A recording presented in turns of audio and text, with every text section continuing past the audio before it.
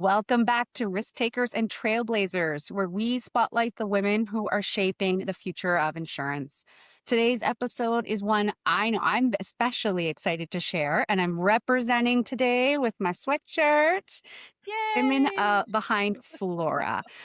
So we're diving into a space that has been long underserved, often misunderstood, I would say, and incredibly important to women and families, and it's fertility insurance.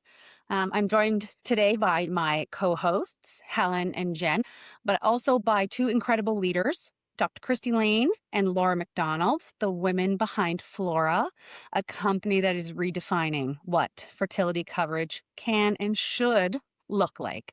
So this conversation is particularly meaningful for me because I've recently joined FLORA as their COO.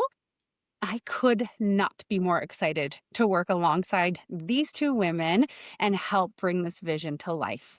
So I'm so thrilled that you guys are joining us today. Welcome to the podcast. Thank you. Happy to be here. Ah, so nice to be here. Take us back. I know we know a lot of detail about FLORA, but share with our audience what really triggered you guys to say, this is what's needed right now. This is the gap in the industry that needs to be addressed. And why fertility? Why now, I guess? You know what? I'll start a little differently than we usually start. And I'll say it started with a guy named Mike, who doesn't get enough credit sometimes, I think, for being almost like the catalyst for FLORA in some way, or for definitely bringing us together. I just want to say, I think everything in life is like, if you see a gap somewhere, you see something that needs addressing, like you just need to start taking those first steps. You don't necessarily know where it's going to go, but ultimately take the steps to tackle it. And that's what we did. And so we were living in different moms, previous founders with exits behind us, both in insurance in some way, living in different cities, didn't know one another. But we're both kind of looking at the fertility, I'll say crisis, if you will, from different angles. So my background is, I guess, professionally, well, I built a company that looked at women and wealth in the digital media space. And that was really about creating a new voice around female finance and going beyond budgeting and penny pinching to risk protection and building wealth. And I ended up having an exit in that space. And then I really had the privilege of working with a large insurance company on the wholesaling side, where I got to know advisors and the work that they did for their clients. And then how do we position new products with their clients in a way that wasn't just product-led, but storytelling, like purpose-led. And so I think really fell in love with insurance and all the different ways it can protect us in the world. And then I led strategy at a couple startups. So that's my background. And then on a personal level, I have 4 kids. We'll tell you our fun fact, but my kids are on the older side. I have 3 young adult daughters and a son who's 13. And I didn't experience infertility with them. I actually had them, my 3 daughters in my 20s, so relatively young. But I was seeing the way they were approaching, life going forward. It's hard to find stable jobs. It's hard to find stable income. We know we're going to be delaying having kids. And then I was seeing my cousin who's close, going through fertility journey and seeing, what? It's definitely a medical crisis, but it is hard for people to afford it, even high income earners. So it's a financial crisis as well.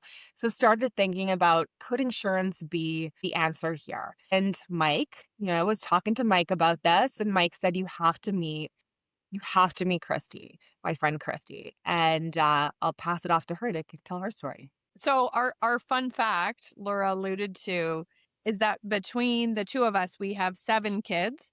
Laura has 4 and I have 3, and we're basically the same age, except Laura's kids range from 13 to 21, and my kids range from 5 to 12. And so it just really, Diane, you had asked about what drove us to do this. I think like having been moms, but also having different journeys to motherhood and career and all of that is a big part of the why.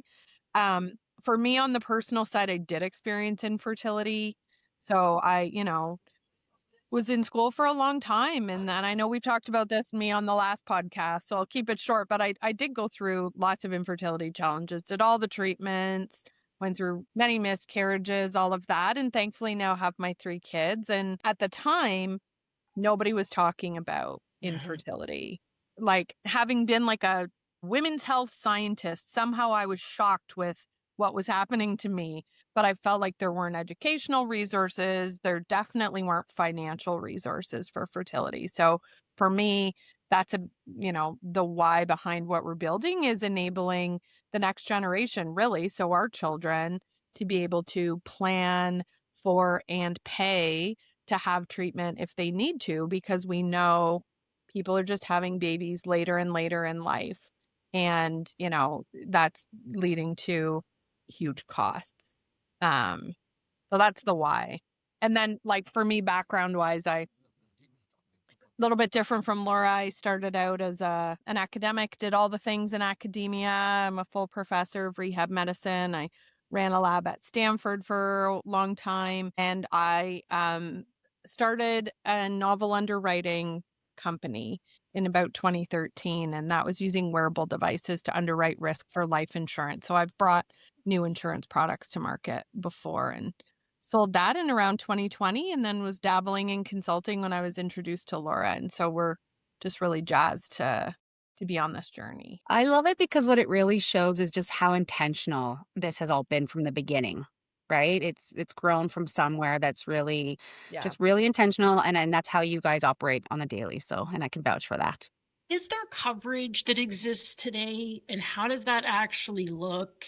Like, what does that actually look like? I know that you hear things, right? And our first round was covered, or we got some compensation for the first round, and then not the second round. And I don't know what, like, maybe you could help us like understand, is there even coverage that exists today, and how does it work?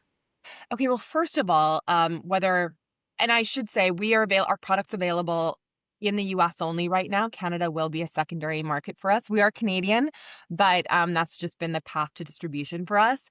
So, but both countries are equally underserved. So from a provincial or statewide level, it's really spotty. I mean, sometimes there's tax credits attached to it, or you might have one round of IVF, but it's only attached to certain clinics. And so there's wait lists. So there's very little, let's say, security around the ability to access any sort of existing coverage without delay. And then I guess on the existing coverage outside of any sort of provincial or statewide mandates, what we were looking at a few years ago is that you had two models that existed in the world of insurance before FLORA.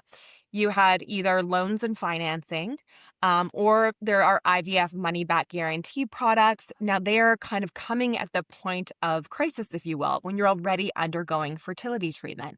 So they end up making the solution, and quite expensive. You still end up paying for all of your treatment, plus often some degree of interest. Maybe better than credit card debt, but still very expensive. And then on the other side, you had models like, there's a couple great companies called Carrot and Progeny, Kindbody, Maven, all doing really good work. And they're in the group benefit space, but typically for Fortune 500 companies. And so they really filled a need, but they can be quite expensive to implement. So as a result, typically available for only the largest companies to offer that to their employees. And so what we found was that 60 to 80% of people simply had no coverage. And so how do we offer that to them? So think about it is like almost critical illness for fertility, or even, sounds like a weird analogy, but pet insurance for fertility. It's something that we're proactively protecting. You're going to pay a low, almost like a subscription cost. It could be on average $30, $40 a month, and you're going to have $50,000 of coverage down the road if you need treatment. And so it really is the first of its kind. And it allows individuals to buy it on their own, or their employers can support them and they can offer fertility benefits really cost effectively. And parents can also purchase it on behalf of their daughters. Absolutely. And that's one of the interesting, when we did some early meta testing that came out as a really hot potential market for us, is parents, grandparents, moms in particular. So for me, I know I went through this. There's a potential that my daughters will go through this. I would buy it for them. Laura would buy it for her daughters, as I'm sure you all would as well. But the other interesting thing is that as we're starting to enter more into the employer space, talking to employers of all sizes, they're essentially saying, we want to be able to provide this benefit, but not necessarily just to the women between 20 and 34 who work for them, but to spouses and also dependents.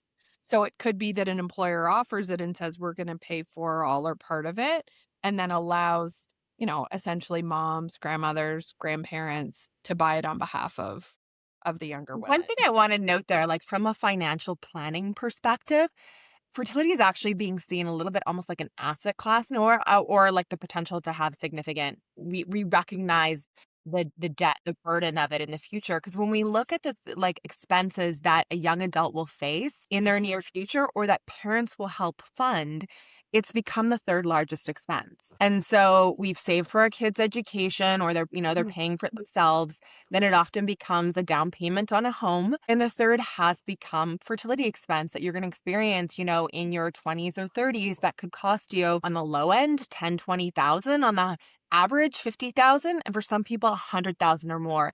And now with a product like FLORA, it's the only one that you can actually insure proactively for essentially pennies on the dollar by proactively managing that risk through this type of policy. Amazing.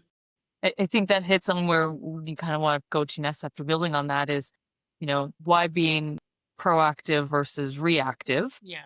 You've just clearly indicated why, right? And that's the cost. And I think that is something, you think about it today, inflation comes into play. What the cost is today is going to be amplified, whenever that individual who's purchased or someone who's purchased that policy for their loved ones is going to be, right? So it's that forward planning that you're kind of referring to there, Laura.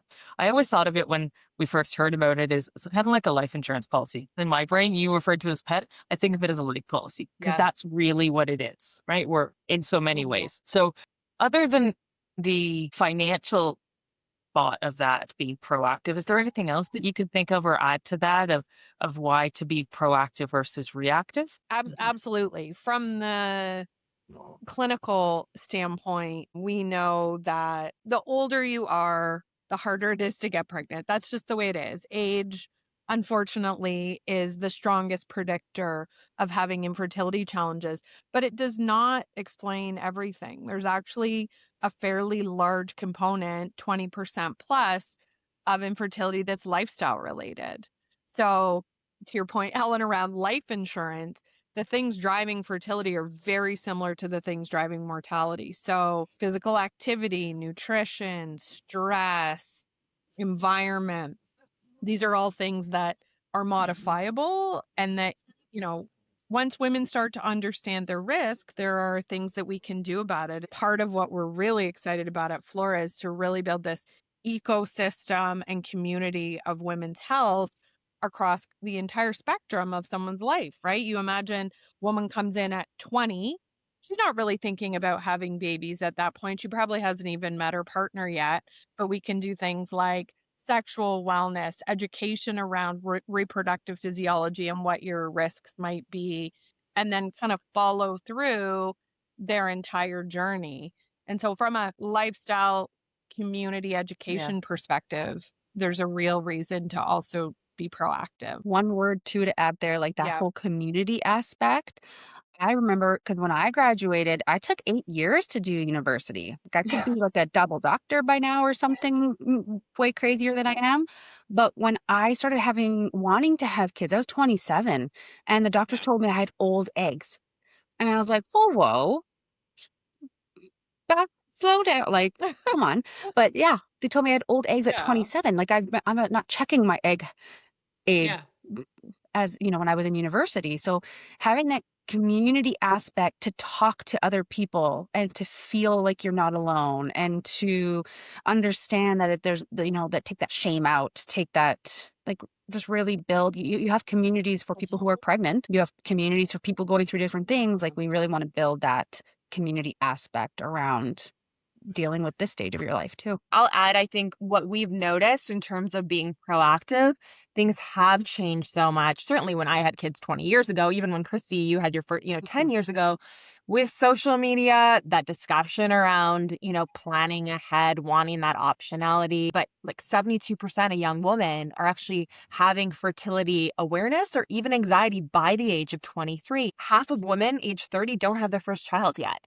So we know that we're delaying having kids. There's so many factors, but a lot of it's just financial insecurity, job stability. You can't afford a home in your 20s. Dating apps have changed the way we actually meet people. So all of this has led to this awareness at an earlier age. And on top of the fact that it's the first generation coming into adulthood in masses born because of fertility treatment. And so that's a huge thing. The oldest IVF baby's 48, but it wasn't mainstream until 20 or 30 years ago. And so you have all of these things converging and going, there really is a generation who's ready to be proactive. And their only option right now has been egg freezing to sort of protect that future risk. And so we kind of go, you know what?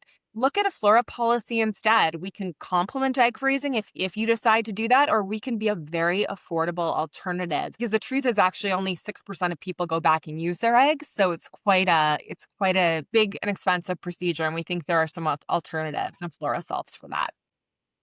I think as I'm listening, thinking about my oldest daughter, who's 27, getting married this year, she won't have her first child till 28, 29, who really knows, even 30. So two things when I was thinking about what you were talking about is I wonder how do we make this real? How do we really drill this conversation to the forefront, which is what we're trying to do, is who do you think's going to benefit from this? Truly. It's an interesting question. And frankly, I don't think we know the answer, because I don't think that there is one answer about who specifically is this going to impact, right? It's going to impact young women where their moms are buying it for them and being thoughtful. It's going to impact women your daughter's age, Helen, who are okay, I'm getting married, but I might not want to have kids for a few years. They're going to go and buy it for themselves.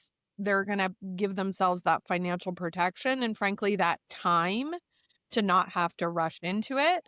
But then also women who are 30 to 35 and hopefully soon older, who are okay, we're ready to start thinking about it and I want financial protection.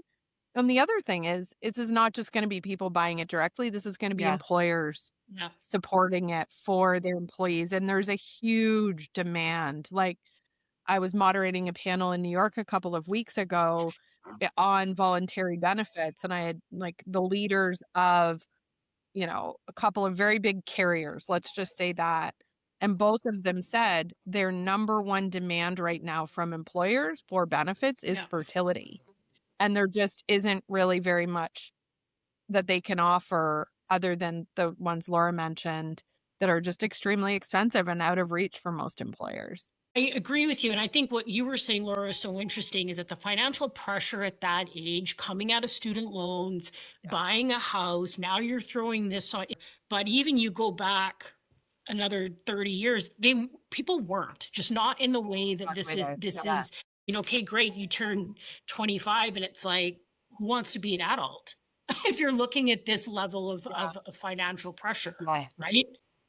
But also for women, Jen, you think about 30, 50 years ago, frankly, there just weren't that many women, as many as now, who were putting education and career first, right? You had a lot of women still who was, you're going to have babies and you're going to stay in the home. And that's the way that it was. So women now are not only dealing with, they're going in for long education, they're focusing on career, and they're dealing with the financial pressure of home buying. But the fact that student loans and everything's so expensive right now, it's compounded financial and social pressure on young women that didn't even really exist, I would say, 20, 30 years ago. The way we've structured it, it's $50,000 of lifetime coverage available to you. That has a huge impact, right? That's a huge amount of money available to you down the road, because one of the biggest reasons people don't proceed with fertility treatment is cost, or they delay it. Once you're experiencing those challenges, you need to get into treatment right away. Every year that passes impacts your ability to conceive. So, let's remove cost as the barrier. It's still going to be emotionally challenging, physically challenging, but that that cost is creating that stress. That's only making it harder, as we talked about, the physiological. So again, we see strong demand for this, and it also really aligns with the way it's priced. It's as little as $15 a month, average $40 a month, could be a little bit higher, but it's really priced to meet you where you are and at what stage and age you're at.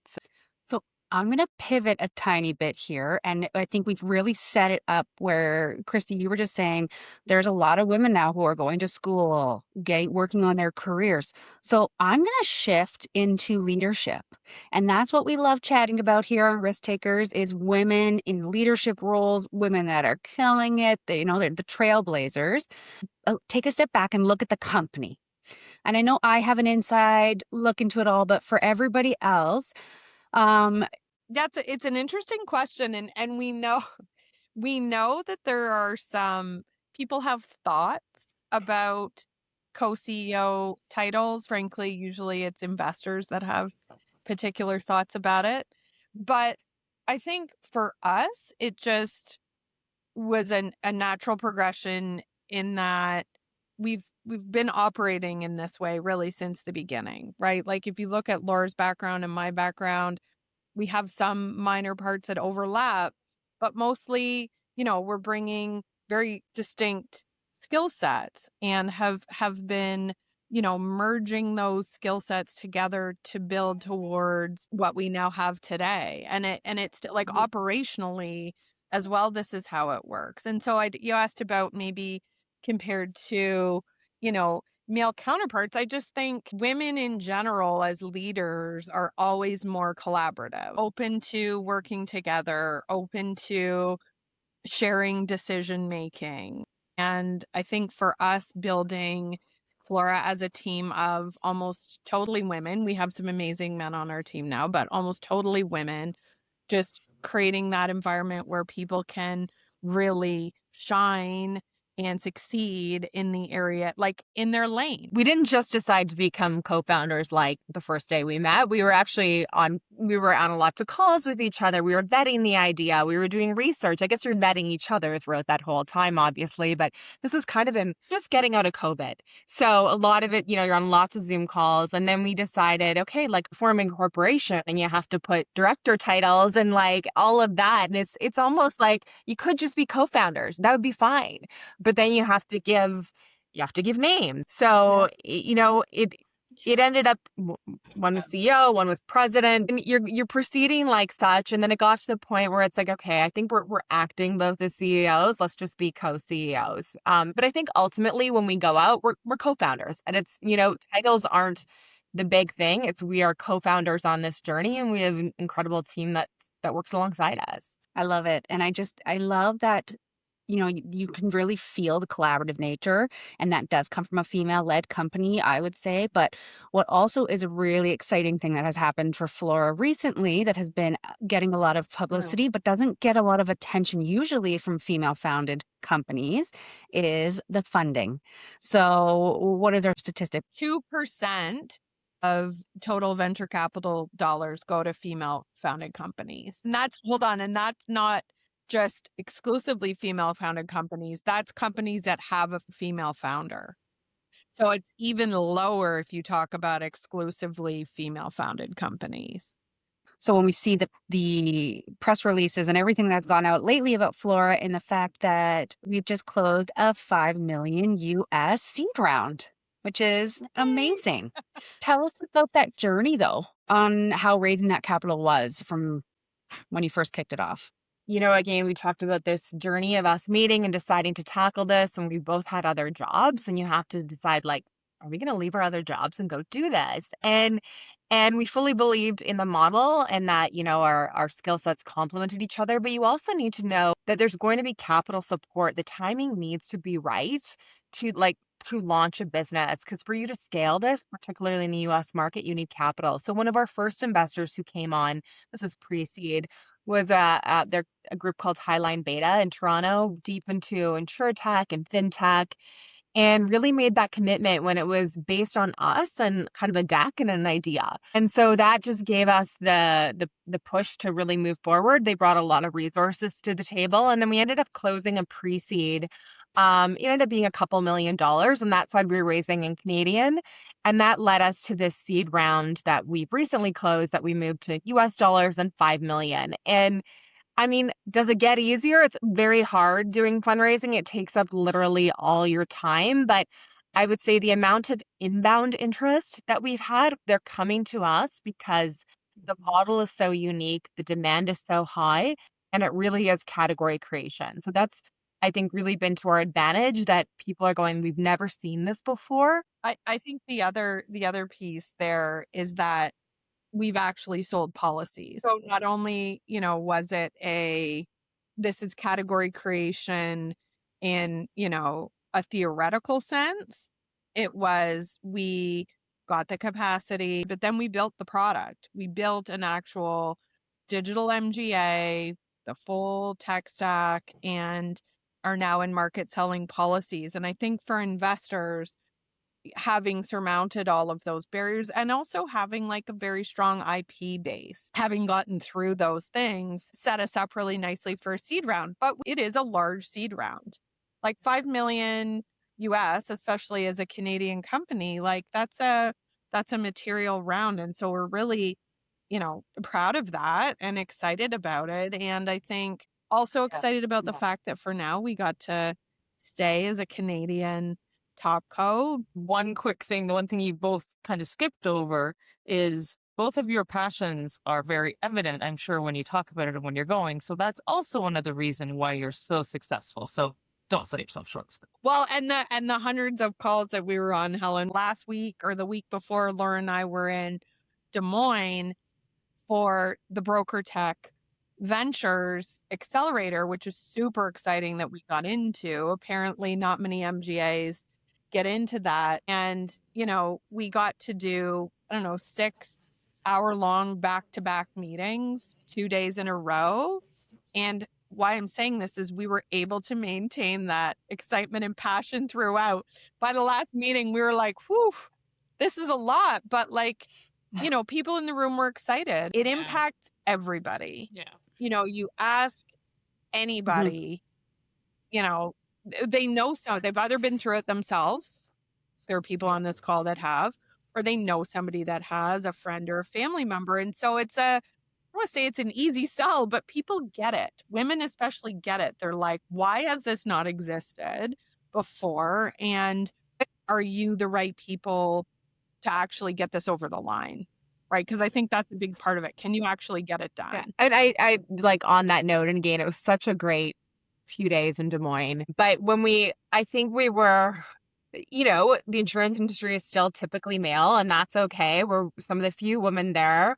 We're generally pretty, colorful in our personality and the way we tell stories. And I think that was engaging. And like Christy said, it touches everybody. So age of AI and technology, we're still drawn to something like that emotional pull. Mm-hmm. And that's really what FLORA is doing. It's something that's impacting all of our lives, either directly or through association. Every single person raises their hand as having being affected. And so we think insurance can really lead with more emotionally relevant products that impact our well-being in the near future. I think we missed a ton that we wanted to chat about because there's always so much we want to dive into. We could most likely do a 2.0, 3.0, all of the things, but I'm really excited about what FLORA as a whole is bringing into the market. I think, we're shifting away from just access and support, but really just giving that comfort, the community, especially for women, families that are navigating something as personal as fertility. Mm-hmm. So I love everything that FLORA is doing. That's why I am so excited to be a part of it now. We will obviously tag everything in this episode on how you can follow along, see what FLORA is doing, and especially if anyone is listening from the States where we currently are offering this product, if this conversation is something that resonated with you, if it's something that you feel it's really timely to explore, to bring to your own organizations, to provide for your employees, reach out to us. As I said, I will link all of our contact information below. Christy, Laura, I love hanging out with you guys as always. Thank you for joining us today and having this really awesome conversation. And thank you all for being here today and watching another episode of Risk Takers and Trailblazers. Don't forget to subscribe you. to us on YouTube and follow us on LinkedIn. We'll see you next time.